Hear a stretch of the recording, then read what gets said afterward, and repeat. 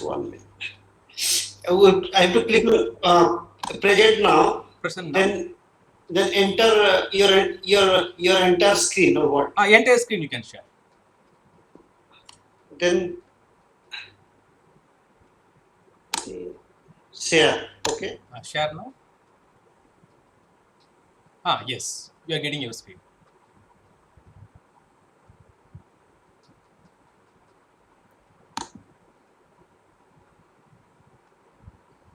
I think. Now you open your PPT. I have to open my PPT. Open your PPT. Sorry, I'm not comfortable there. Okay, that. No problem. No problem. Take your time.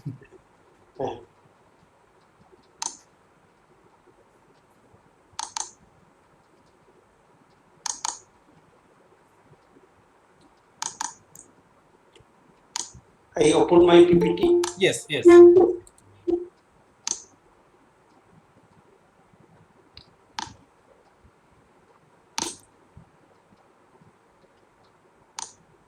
think there's some problem.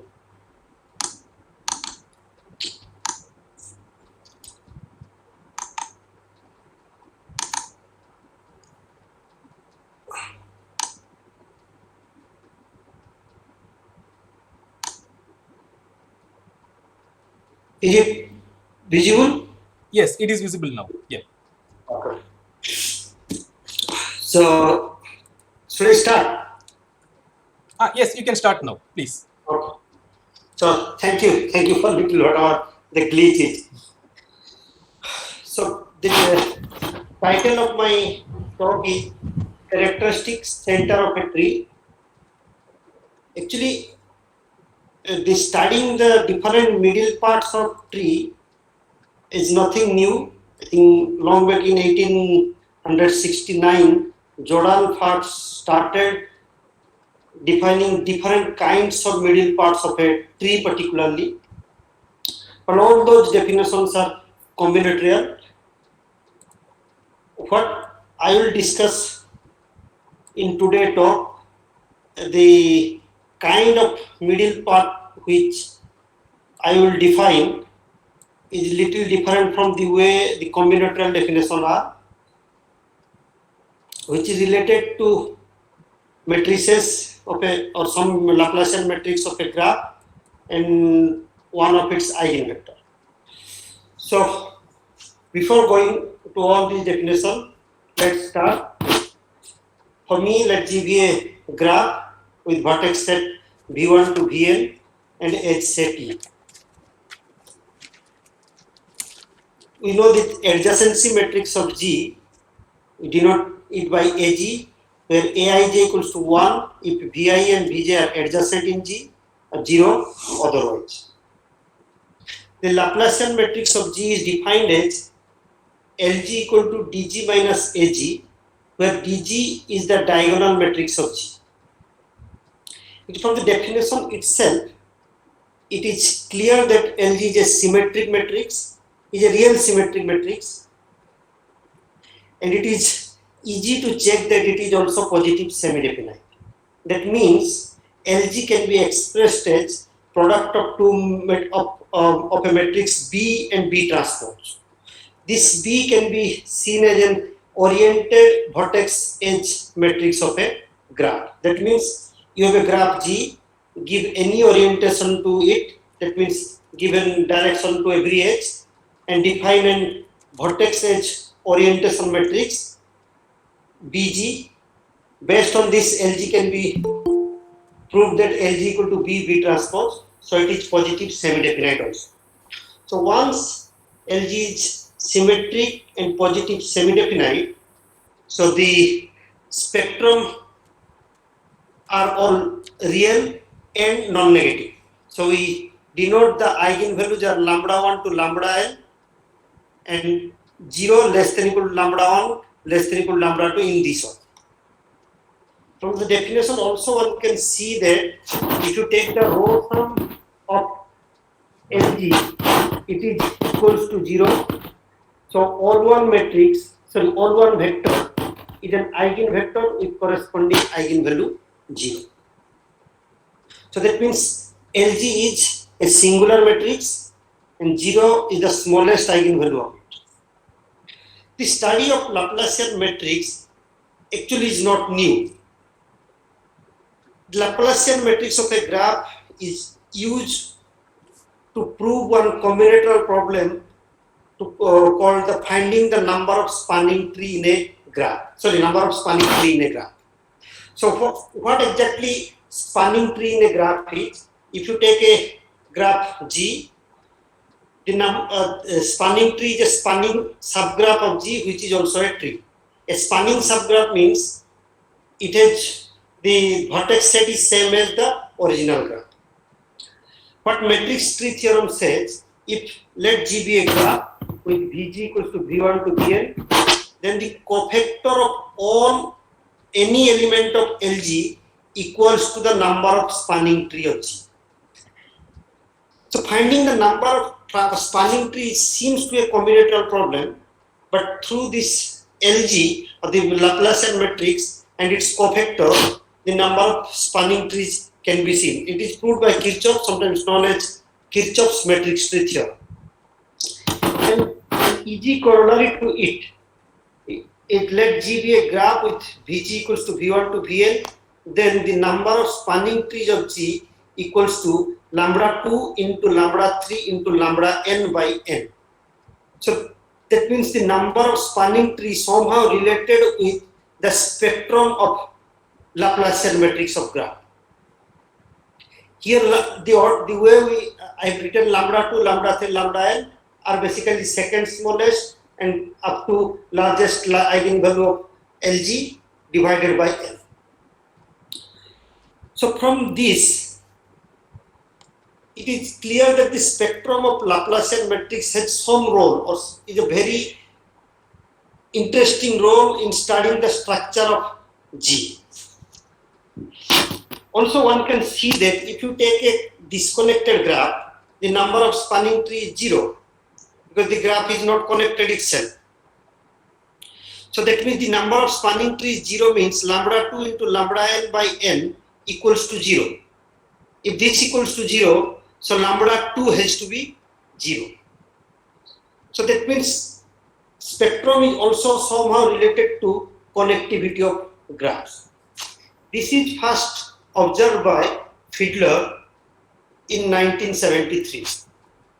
Fiedler first observed that lambda 2 is greater than or equals to 0 if and only if G is connected. So this observation is clear. So knowing lambda 2 algebraically measure the connectivity of a graph, he called lambda 2 as the algebraic connectivity of G, and our talk is based on related to lambda the second smallest eigenvalue and its corresponding eigenvector. So we denote it by mu G. An eigenvector corresponding to mu G is called Fiedler vector. In 73 to 75, he published 3 papers where he extensively studied mu G and the entries of the eigenvector corresponding to mu G. So after that, a new branch, some kind of new branch has been opened to study all these things. So later it is the eigenvector correspond to mu G is called Fiedler vector. So if you take a Fiedler vector, means the eigenvector correspond to mu G. By yv we mean the coordinate of y corresponding to the vertex v. Also I request everyone, if you have any problem, please stop me and ask me question. There is no issue with that.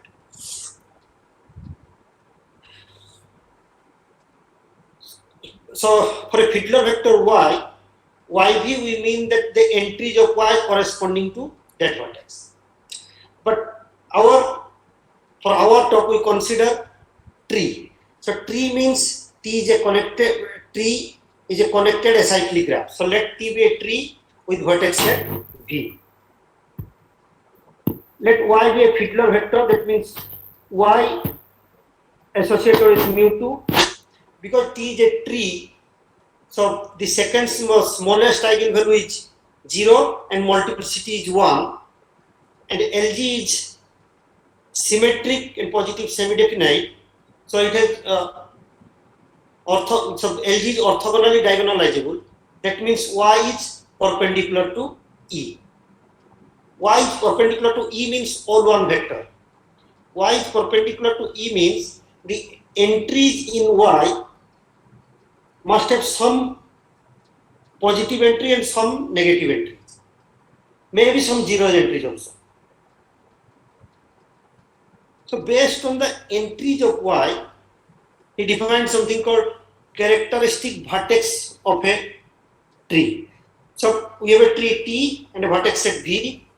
Characteristic vertex, a vertex V belongs to V, is called a characteristic vertex if YV equals to 0 and there exists a W adjacent to V such that YW not equals to 0. An edge UV of T is called a characteristic edge if YU into YV is strictly less than 0. Then one part is positive and one part is negative. The characteristic set is the collection of all characteristic vertices and edges. We denote it by CY, call C TY. So because this for a particular Y, we are defining this, so Y is important here. So if you look at this tree here, for a particular Y, this VW, this edge is a characteristic edge here, and no nothing else. And in this tree, for a corresponding Y, we will get this become the characteristic vertex and nothing else.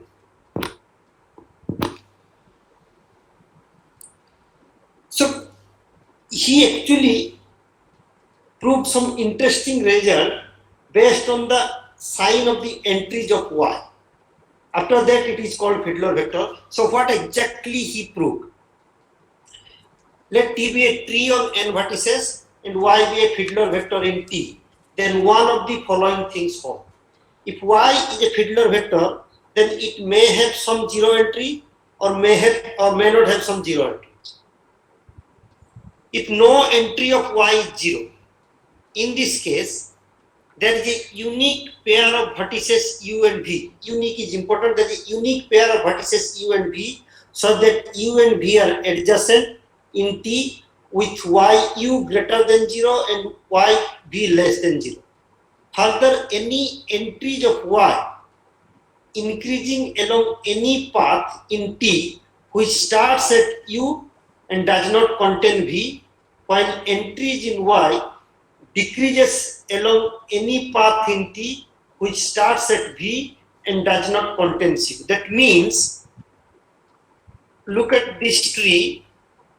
So this is the unique vertices V5 and W. Any path which starting from V5 not containing W means in this way the value will decrease because negative path, and any path which starting from W not containing V5 in this way or this way the value will increase. Similarly, in the other case, what he proved, that if some entries of Y are 0, the subgraph of T induced by the set of vertices corresponding to 0 in Y is connected. The set of all vertices associated with 0, you consider the subgraph that must be connected. Moreover, there is a unique vertex U such that YU equals to 0 and U is adjacent to a vertex V so that YV not equals to 0. The entries of Y are either increasing, decreasing or identically 0 along any path T which starts at. That means if some entries are 0, there must be a unique vertex so that is a characteristic vertex. Any path starting from this and moving in this way, either all 0, either all negative which are decreasing kind, either all positive here which are increasing kind. and all 0 you take which are associated with and take the subgraph that must be connected. With this result, we also prove that for any tree T, the characteristic set corresponding to a particular y equals to 1. That means characteristic set contains either a vertex or an edge. An edge can be considered as two adjacent vertices, but he proved that for a tree T, the characteristic set of T with respect to some particular y is the cardinality is 1. That means it contains either a vertex or an edge, and it's fixed for any Fiedler vector y. That means actually y has no role. Whatever the y you choose corresponding to mu, which is an eigenvector, the characteristic set is fixed. So that means the way we've started the definition, the characteristic set actually doesn't depend on y. For a tree, this is for a tree only. This is not true in general graph. So based on that, the trees are classified into two parts. The tree with characteristic vertices is called type 1 tree. The tree with characteristic edges is called type 2 tree. Type 2 tree means the tree with a characteristic edge. A tree with a characteristic vertex is called type 1 tree. That means you pick any tree which is either a type 1 tree or a type 2 tree. So tree, based on these trees are classified into two parts. So basically how to find the characteristic set? It's okay that there is a characteristic set which is either a vertex or an edge. So how to get it? So if we consider a star graph, the non-pendant vertex is the characteristic of any star. And if you take a path on n vertices, depending on the number of vertices is even or odd, this characteristic vertex is based on that. If the number of vertices in a path is even, then the characteristic set contains an edge which is exactly the middle part, and if it is odd, which contains a vertex which is the center or middle part of this path. So based on that, so any tree, the characteristic set consists of either a single vertex or two adjacent vertices. That is one thing.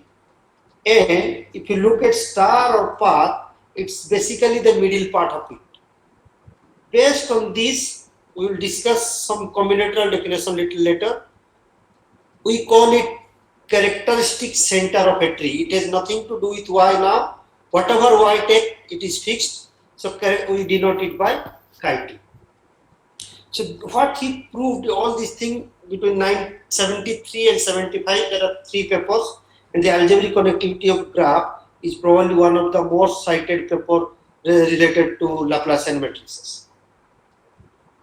So now the question is how to get the characteristic set in a graph.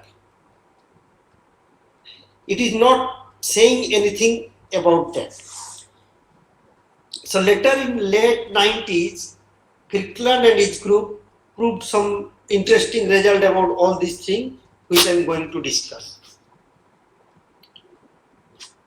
So for that, a real matrix A is called positive if all its entries are positive.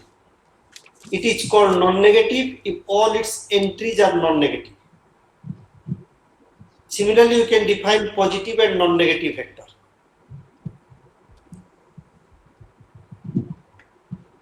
A square matrix P is called a permutation matrix if exactly one entry in each row or column P is equal to 1 and all other entries are 0. Yes. So the characteristics that you are defining for any graph, that is exist for every graph or only tree only that is? The characteristic set actually exists for every graph, but my talk is based on tree where it is fixed for any y, but that may not be fixed for any y for a general graph. Is it clear? Yeah, okay. But here So is not. basically, I'm saying if you take a tree, you take any y, you will find a characteristic set. Yes, Yeah. but if you take any other y also, the characteristic set is same for a tree. Okay. But if for a general graph, means which is not a tree, that may not be true always. That's why this whole discussion is based on tree only. Yes, okay. Yeah, carry on. Okay. Thank you. So permutation matrices are matrices in which each row and each column contains one non-zero entry, which is 1, the other entries are 0. So a square matrix A is called reducible if there exists a permutation matrix P such that P transpose AP equal to B, C, D, 0, where these orders are the B and D are square submatrices and C and order and 0 order are depending on that. If this is not true, we called it irreducible matrix. So irreducible matrix plays an important role in the study of matrices in graph or matrices of graph. There's a famous result which is known as Perron-Frobenius theory that also in some other talk people have discussed. Let me just state it. An irreducible non-negative matrix A has a real positive simple eigenvalue R such that R greater than equal to lambda mod for any eigenvalue lambda of A. Furthermore, there is a positive eigenvector corresponding to R. If U is an eigenvector of A with positive entry, then U is an eigenvector corresponding to eigenvalues R mentioned above. That means if you take an irreducible non-negative matrix A, the spectral radius is a simple eigenvalue. There is a positive eigenvector associated with it. Any eigenvector which is positive, that eigenvector must be associated with the spectral radius. One more result which we need particularly, a corollary of this Perron-Frobenius theorem, that if you take any principal submatrix of an irreducible non-negative matrix, the largest eigenvalue A is strictly larger than the largest eigenvalue of B. That means if you take any irreducible non-negative matrix and B is a principal submatrix of A, then the B is also irreducible non-negative kind. Then the largest eigenvalues of B is actually less than the largest eigenvalue of, strictly less than the largest eigenvalue of A. So how to use those results for Laplacian matrix? Because Laplacian matrix is actually not non-negative kind. Because if D minus A except diagonal, the other are non-positive kind. So corollary to these two is, let G be a connected graph, then the smallest eigenvalue of LG is simple and there is a positive eigenvector associated with it. Furthermore, if M is a principal submatrix of LG, then the smallest eigenvalue of LG is strictly smaller than the smallest eigenvalue of M. Actually, to use Perron-Frobenius theorem for this, you take the Laplacian matrix, consider the scalar matrix n minus 1i, and n minus 1i, n is the number of vertices of the graph G, then n minus 1i minus L is actually non-negative. And if you take G is connected, then that graph is irreducible also. But the largest become smallest part. So using that idea, the smallest eigenvalue is simple. That means here we know that 0 is the smallest eigenvalue and all one vector is an eigenvector associated with 0. So that is simple eigenvalue and there is a positive eigenvector associated with it. And using the corollary one, if you take the any principal submatrix of LG, then the smallest eigenvalue of LG is strictly smaller than the smallest eigenvalue of M. This means that if you G have a connected graph, the smallest eigenvalue is 0. If you take a principal submatrix of LG, and then the smallest eigenvalue is strictly greater than 0. That means any LG is singular, but any principal submatrix of M is non-singular. So any principal submatrix of M is non-singular implies there must be an inverse. So the question is, what is the inverse of it, and whether it has any relation with structure of G. So we will discuss that what Kirkland and Co. has proved for tree at least. Another corollary we need from Perron-Frobenius theory, that if for a non-negative square matrix A and B, which is not necessarily same order, we denote A less than B, used to mean that there exists a permutation matrix P transpose AP such that it is entry-wise dominated by a principal submatrix of B with strictly inequality in at least one position in case A and B have same order. So if A and B have same order, if there is a permutation matrix of the P transpose AP is dominated by B, that means there exists at least one entry from that position is greater than this, or this side of the matrix is greater than. In that case, the spectral radius of B, if non-negative square matrices, that the largest eigenvalue of B is larger than the largest eigenvalue of, or strictly greater than the largest eigenvalue of A. So we will use this idea to prove what the main result of what I am going to discuss. So before that, if you take a tree on n vertices, is connected, and you take any principal submatrix of LT, it is non-singular. So the question is now, what will be the inverse of those principal submatrices?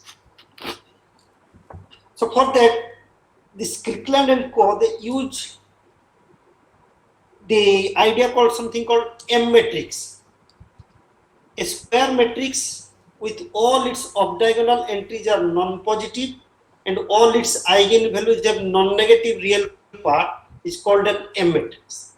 If the off-diagonal entries are non-positive and all its eigenvalues have non-negative real part, we call it M matrix. There are 20 equivalent definitions to M matrices, but this is what I picked because it can be easily seen that LG, you take any graph G and the Laplacian matrix of this is an M matrix.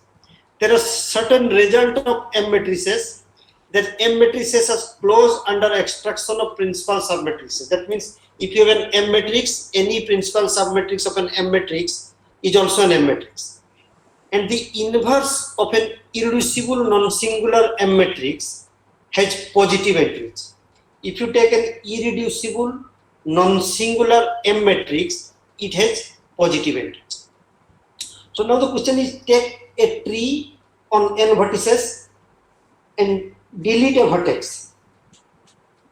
Then it has some components based on the degree of V.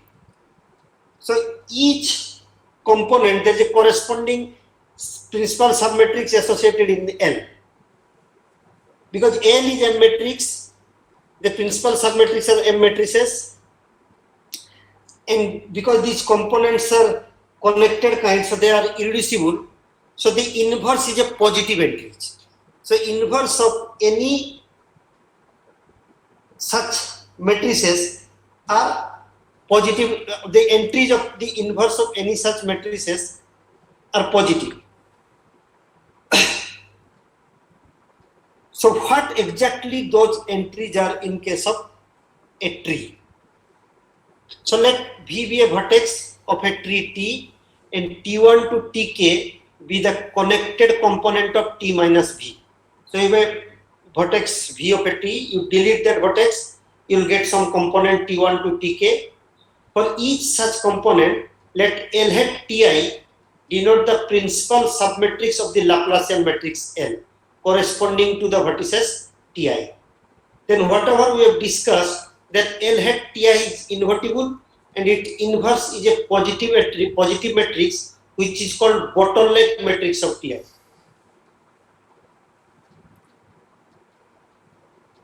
If there is a positive matrix, then we can use Perron-Frobenius theory. So this L hat Ti inverse has a simple dominant eigenvalue called Perron value of Ti, and the corresponding positive eigenvector we call Perron vector of this. Among all the component of Tj, the component Tj is called a Perron component at V if its Perron value is maximum among T1 to Tk, the component at V. That means you have a tree T and a vertex V, you delete that vertex V, you have some components, corresponding submatrix are LTI, those are invertible, the inverse is a positive matrix which is called bottleneck matrix. Among all those matrices, there is a Perron value. Among all those components, the maximum Perron value, which component a maximum Perron value, we call this as Perron component. That means more than one component may be Perron component of this. So Kirtland and co. use all this idea to study mu G, Fiedler vector, and the position of characteristic set in a tree. So the first result what they prove, then let T be a tree and V be any vertex of T. Let T1 be a connected component of T minus V. Then L T1 inverse, which is the integer Mij, where Mij is the number of edges in common between the path Piv joining the vertex I and V, the path Pjv joining the vertex J and V. So what exactly means? You consider this as a tree and 2 let is a vertex, your V. So if you delete 2, there are 1, 2, 3, 4 components are there. Out of 4 components, consider this principal submatrix containing 4, 5 and 6. So this is the principal submatrix of L, of C1. The inverse of this is this one. So how to find this inverse? Using this result, that for this any entry Mij means, so if this first entry is basically between 4, you take the path from number of edges from 4 to U and 4 to U1. So if you take the diagonal path from here, the number of edges common is 1 to 1 to, number of edges common is 1 to 3, so this is 1 to 3. So now if you consider this entry, the number of edges common between 4 to this path and 6 to this path is 1. So in this way all entries can be found.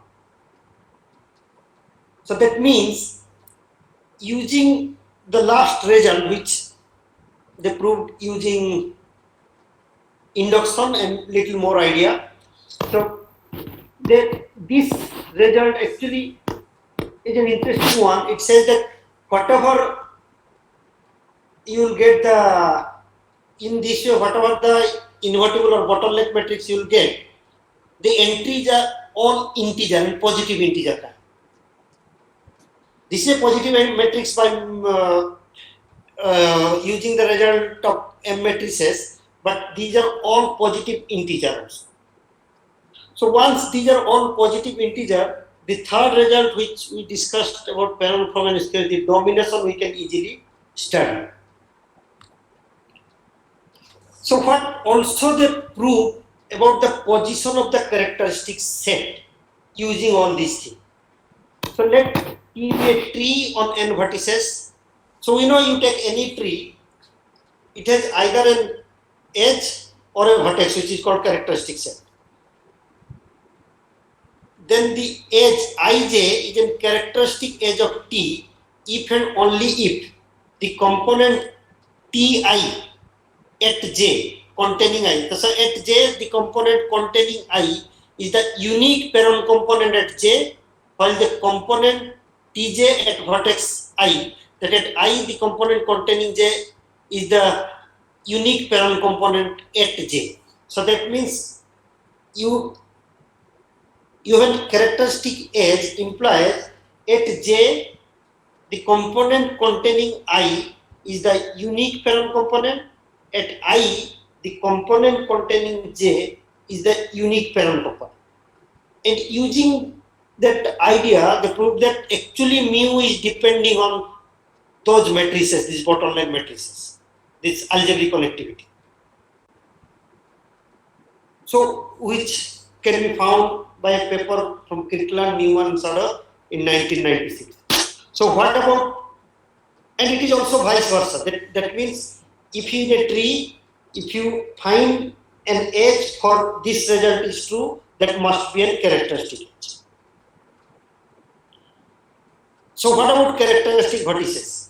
Let T be a tree on n vertices, then the vertex V is the characteristic vertex of T if and only if there are two or more parent component at V. So if there is a vertex V which is two or more parent component, V is the characteristic vertex. In that case, there is a missing component. Mu T equals to 1 by, here rho mentioned, rho means the spectral radius of it.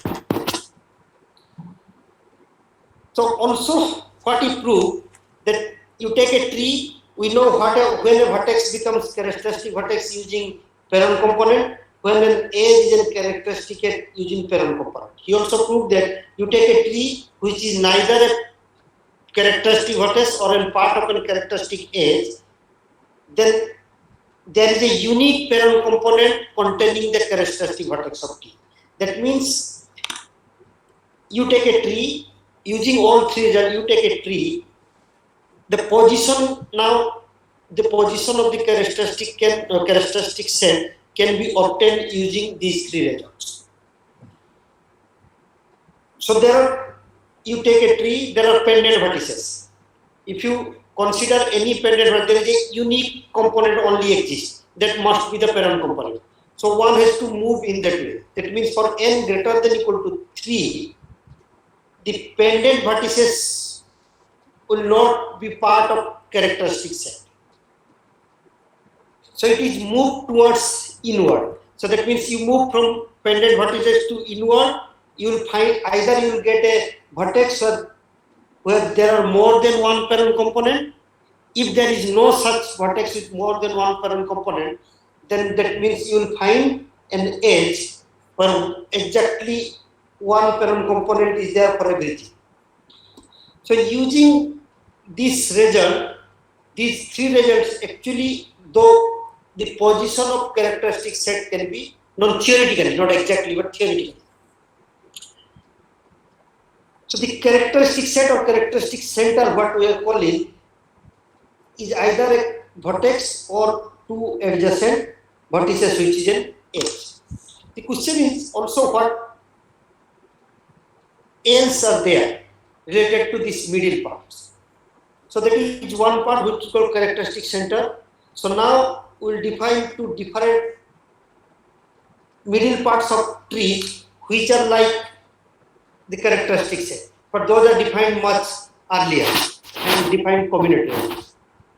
You take a tree with a vertex set V and edge set E. We know the distance between two vertices is the number of edges, and distance between two vertices is the number of edges in that path, and distance of U equals to 0. The eccentricity of a vertex is maximum of a vertex V is maximum of DUV, where U belongs to V. The radius of T is defined as minimum of eccentricity and diameter is maximum of eccentricity. What is center of a tree? A vertex V is a central vertex of T if eccentricity of that vertex equals to radius. And the center of T is denoted by CT, the set of all central vertices. What Jordan proved in 1869, the center of a tree consists of either a single vertex or two adjacent vertices. And also for star and path, what we consider for characteristic set, actually same as center. So the proof is quite simple. You can find in any graph theory book. That is, you take a tree, then if you delete all pendant vertices simultaneously, you will get another tree, but the central part or the center of that tree will not change. In this way, recursively, you will get either a single vertex or two adjacent vertices, and that becomes the center. So that means for the center of this part, you take the longest path. The center of the longest path is basically the center of this tree. He also defined something called centroid. For a vertex V belongs to V, a branch rooted at V is a maximal subtree containing V as a pendant vertex. So the number of branches at V is degree of V. The branch is the branch of a tree at V means there are more than there are degree of V number of branches. Based on the branch, we define something called weight of V. Weight of V is the maximum number of edges in any branch at V. A vertex V belongs to V is a centroid vertex if weight of V equal to minimum. So that means for every vertex, now we have something called eccentricity, we are defining something called weight of V. Similarly, the vertex with minimum weight are called centroid vertex, and also it can be proved that the number of centroid vertex in a tree is a single vertex or two adjacent vertices. So Jordan proved that the centroid consists of, which is called centroid. Centroid consists of either a single vertex or two adjacent vertices.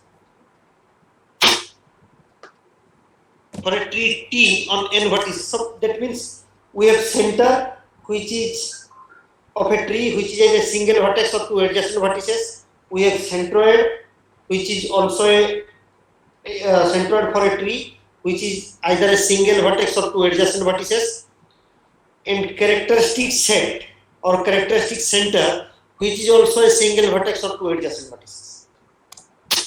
So centroid also, one can see that for n greater than equal to 3, neither center nor centroid of T contains pendant vertices. These are all moving inward of a tree. So the question is, now we have three sets. One is center for a particular T, centroid and subtree. Centroid and characteristic set. Center consists of a single vertex or two adjacent vertices which can be an edge. Similarly, centroid consists of a single vertex, two adjacent vertices is an edge, and characteristic vertex, characteristic set is also same. So the question is, are they same or different in a tree? If you consider this tree, one can check that this is the longest path, so that it is 11 number of vertices. So this has to be the center, and also it has 17 number of vertices. This has to be the centroid. So 6 is the center, 9 is the centroid. One can also find the characteristic set which is 7 and 8. This edge is a characteristic set. One can check using MATLAB and find all these things. So in a tree, these three can be different. But if you take a star graph on n vertices, these three are same. If you take a path on n vertices, these three are actually same. So we define distance between these two sets, because the characteristic set also considered as a single vertex or two adjacent vertices. So we define distance between center and centroid like this. Same way, the distance between center and characteristic set or characteristic center and centroid and character center is defined. So the question, so among all tree on n vertices, how to maximize the distance between any two, center characteristic set, centroid characteristic set, or center and centroid, because the minimum is anyway 0 if you take a star graph or path graph. So we denote del n CCD is the maximum of distances where T is a tree on n vertices. So we asked these three questions to take a tree. So among all trees on n vertices, can we maximize the distances? Because distance has to be there, has to be some bound. So I in 2007 answered these things, but not completely. So what exactly I did? So we defined something called path star tree in this way. For n greater than 5 and 2 less than equal to g less than equal to n minus 3, you take a path on n minus g vertices and add pendant vertex there to make a tree like this, which is a path star tree. So what is the significance of path star tree? Among, if you consider non-isomorphic tree on n vertices,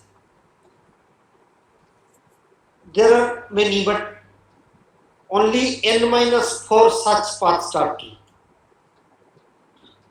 So what we proved, or I proved, that among all trees on n vertices, the distance between center and characteristic set is maximized by a path star tree for some positive integer tree.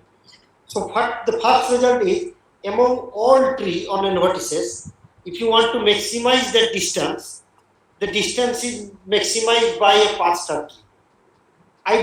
We don't know which path star tree, but maximize must be by a path star tree. The proof is very lengthy one because lots of perturbation is needed. Let me give you the idea. The idea is you take a tree on n vertices. If the distance is 0, you can always find a path star tree whose distance is 0 by taking g equals to n minus 3. So you take any tree on n vertices whose distance between center and characteristic set is greater than equal to 1. We have such tree, like this example I gave. The idea is we will find a path star tree on n vertices whose distance is greater than the tree which we have started with. Then, to prove the original question, we don't need to study for all tree, but only for path star tree. And to do this, there are 2 steps, but each step needs little more technicality. I'm going to just give you the idea that this case 1, when characteristic center or characteristic set lies in one of the longest path. If you take any longest path of a tree, the center must be there. The characteristic set may be there, may not be there. So if you consider characteristic set there, then that is one case. If characteristic set is not there, that is one case. So now, based on the characteristic set position and the center position in this case, we will try to perturb trees with using the idea of this ideas of Kirkland, where the parent component technique. We will find a path star tree whose distance between center and character set is greater than equal to the original one. And the second case is also when center and does not lie on the characteristic center does not lie on the longest path, on any longest path. In that case, you have to choose the longest path containing center and characteristic set, then perturb accordingly, so that you will get a path star tree which distance is greater than equal to the original tree. though we proved that the distance is maximized by a path star tree, but till which path star tree will maximize that distance is not known.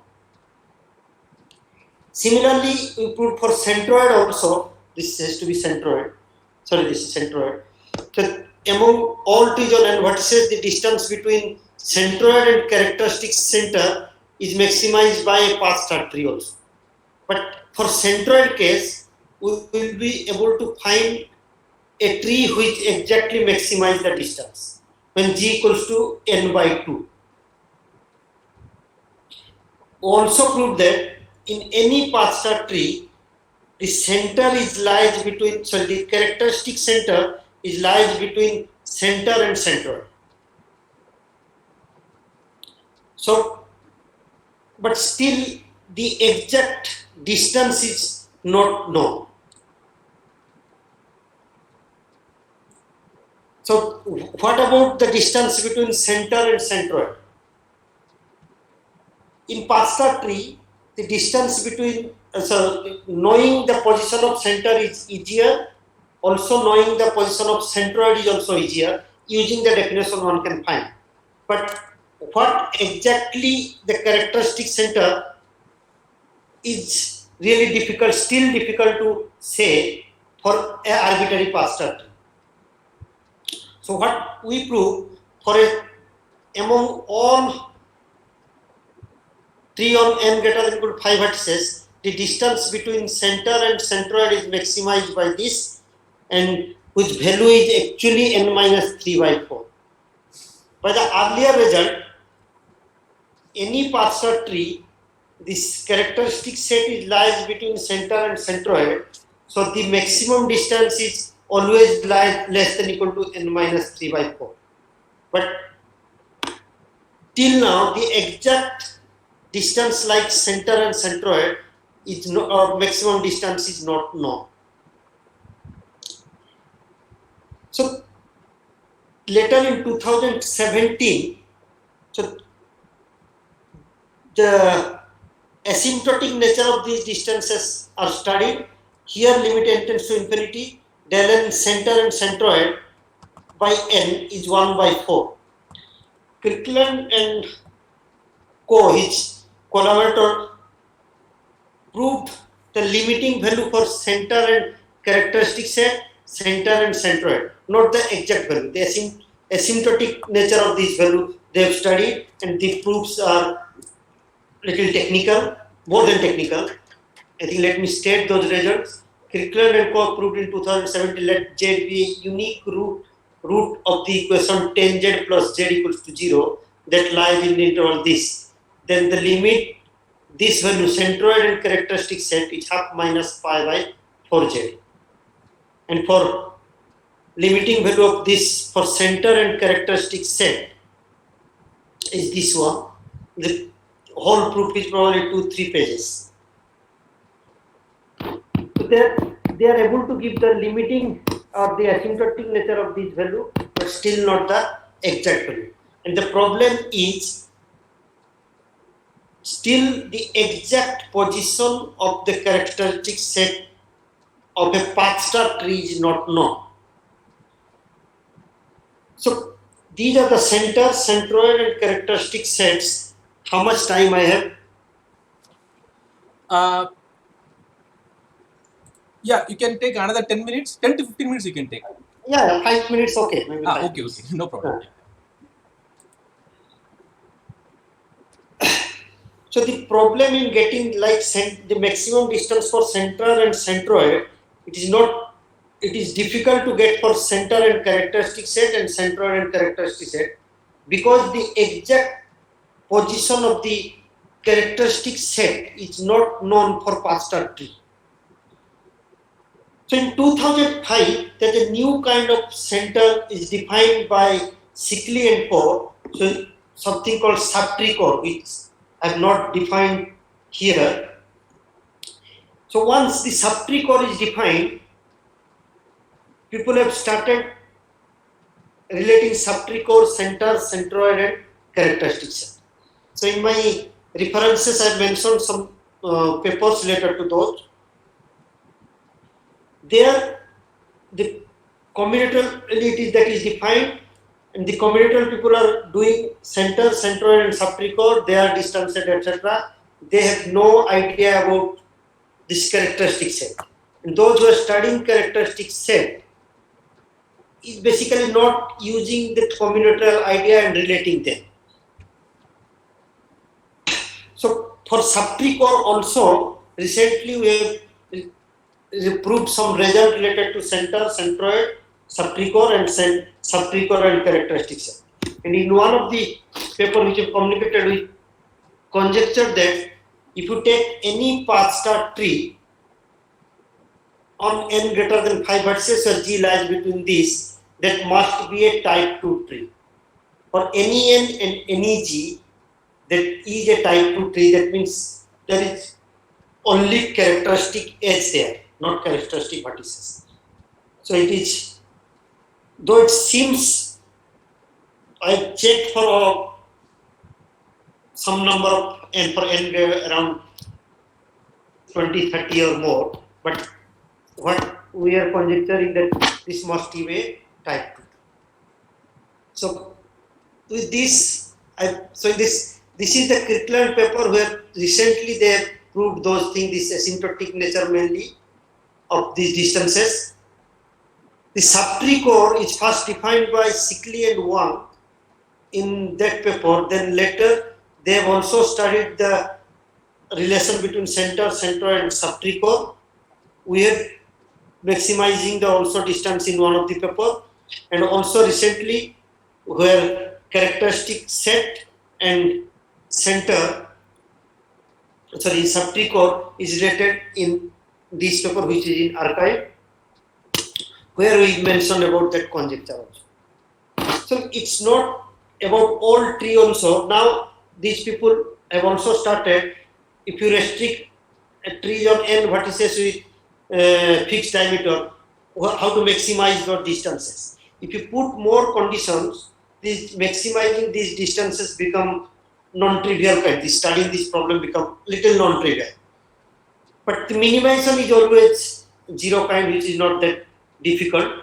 But studying the maximizing the distance is difficult or getting difficult, particularly for characteristic center, because for path star tree it is not known. For general tree it is still technical or theoretically getting the position is difficult. I end my talk with this. Thank you. If you have any question, please let me know.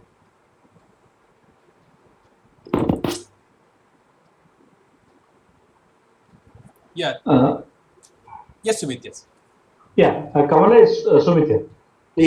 Yeah. The technique you have used, the characteristics, you are using Fedler vector as the definition of this Kirkland's alternative characterization using this characteristic edge and characteristic vertex. The technique, but what you are trying to say, basically, once the Kirkland technique is known, yeah. Fedler vector is irrelevant, though you define in that way, but Perron vector and Perron component through studying through Perron component is easier than going through definitions. Yeah, by putting a Fedler vector in this. Once you know this, for every vertex there is a Perron component there. For a tree particularly, I am talking about tree. Tree only. Yeah. Once you pick the movement, how it moves, then getting the position will be little okay. But still, based on this, for this problem, once you assume something is a characteristic set, then getting movement will be easier. Okay, movement in the sense that you are taking little perturbation and check where characteristic is moving. In my proofs, what I did that you start with a tree, I perturb in such a way that at the end I will get a path star tree, but the distance always in each step the distance will not decrease. Okay. So each step the distance is either same or more. So that means at the end the distance is either same or more. So in case of studying whole tree, I am concentrating only on path star kind of tree. Okay, okay. So Then, because the yes. set is less and getting will be still, there are things to be known, but getting all these results will be easier. So you were saying that once we have a characterization like this Kirkland and this paper 96 paper, then we don't need to worry about how the entries behave in the Federal vector. Not exactly. Yes. So because the entry, the whole thing theoretically is known by Kirkland, those three results. Where for each step, you start with a vertex, you move which one is the parent component. If there is exactly one parent component, so that means the parent component actually contains the characteristic set.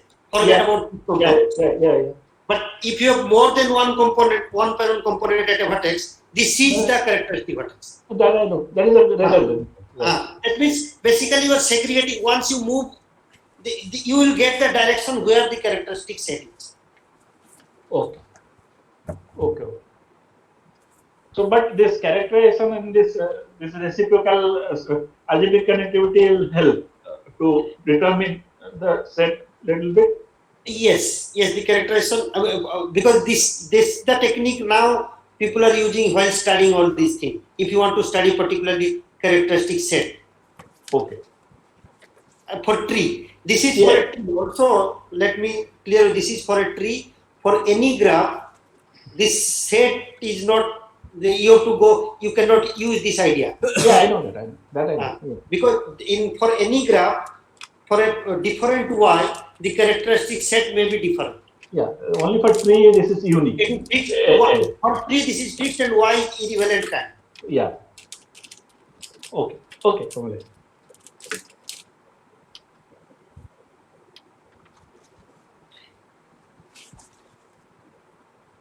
Hello.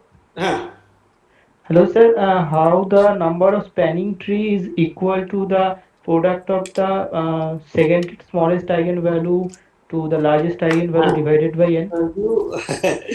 I am saying that you follow this book by Graphs and Matrices by Bufford, where matrix tree theorem, their proofs, and all these results are there. Okay, from lambda to there's a simple this technique using symmetric polynomial also one can prove that, but getting the spanning tree through lambda 2 to lambda n by n through this first result, which this is a corollary that through what the matrix theorem of the cofactor matrices, the cofactors of this. Okay. Actually, that what you are asking, that is a corollary of original result by the main result matrix tree theorem, where the cofactor matrix, the cofactors of each entries are same. Using that and some matrix technique, one can prove that lambda 2 to lambda n by n. The proof you can find in that book by Bufford, Graphs and Matrices. Okay. Okay, sir. Thank you, sir.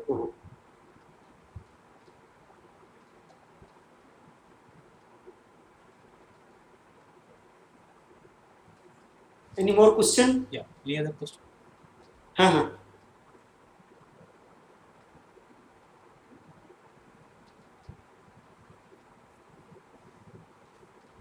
So any other question? Kamalai, one Yes. more question. Do we have similar characterization for any other? Here we are taking the Laplacian matrix where the weights are positive. You have to. That is matrix, sorry, Laplacian matrix. Trees with weight positive weights. This result, the Kirkland's result says. Tree with positive weights. Yeah. But we have similar thing for any other weights. It is done somewhere. I have not seen any other weights. Means one, it is positive weight. The ideas are same. Okay. Yeah. Any other weight, do you think negative weight? A negative weight may not work. Yeah, but generally the studies about weight is putting positive weight. Okay. Any weights? It may not be integer kind, because what if you take just normal graph, the weight is 1. No, Okay.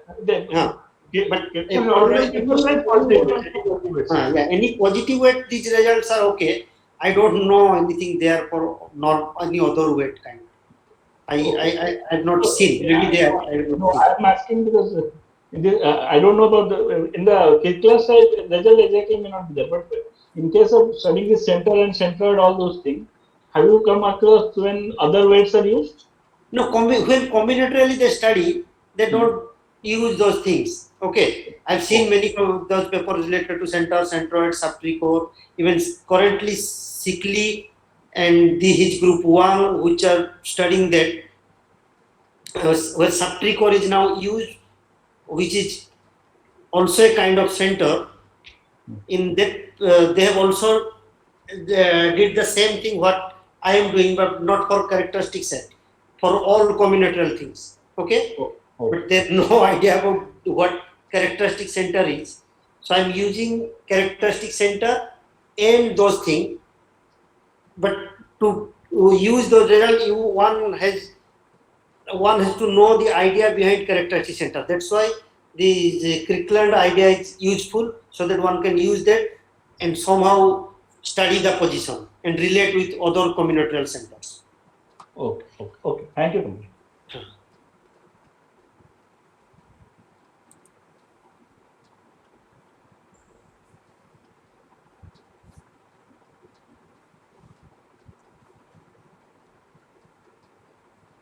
Okay. Anything else? Yeah. Please.